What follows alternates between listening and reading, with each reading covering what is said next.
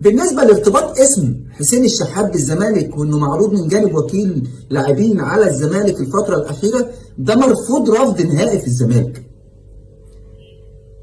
وانا سالت وعرفت ان ما حصلش كلام اصلا مع حسين الشحات ولا وكيله، ومبدا ضمه في نادي الزمالك مرفوض رفض كامل كامل.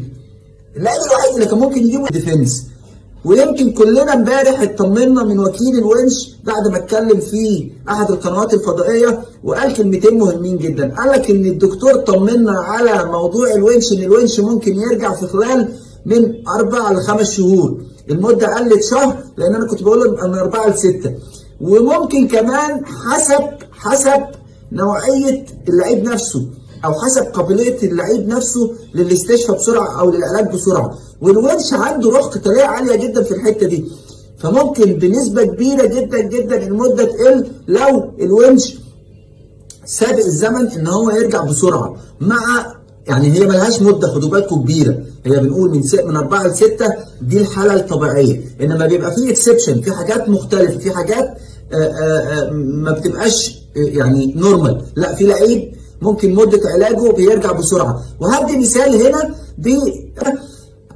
بفرصه عوده الونش في مده اقل من الاربع شهور ممكن جدا جدا. انما برضه من هنا بقى ودي حاجه مهمه جدا خاصه بالجناح، لعيب عبد الرحمن مجدي لاعب نادي الاسماعيلي اللي هيستغنى عنه في يناير، او نادي الزمالك النادي الاسماعيلي عرضه للبيع في يناير. الزمالك واخد قرار في الموضوع ده وقرار نهائي، اذا كان عبد الرحمن مجدي هيجي في حدود ال 10 مليون جنيه اهلا وسهلا نادي الزمالك هيضمه.